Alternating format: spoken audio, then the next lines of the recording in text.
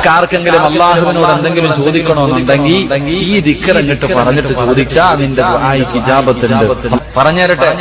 വേണോ? ജോലി വേണോ? കടം മാറണോ? മക്കളുടെ കല്യാണം നടക്കണോ? വീട് വേണോ? നിന്റെ പ്രയാസം മാറണോ?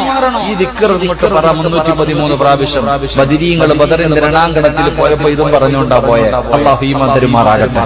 അള്ളാഹുവിന്റെ റസൂൽ സല്ലല്ലാഹു അലൈഹി വസല്ലം തങ്ങളോട് പറഞ്ഞു, ഈ ദിക്ർ പറഞ്ഞിട്ട് ദുആ ചെയ്താൽ അവന്റെ ദുആയ്ക്ക് ഉത്തരമുണ്ടെന്ന് നബി മുഹമ്മദ് മുസ്തഫ. പറഞ്ഞുതരട്ടെ? വേണോ? പറഞ്ഞുതരട്ടെ? ഏത് ദിക്ർ? യാ ഹയ്യു യാ ഹയ്യു.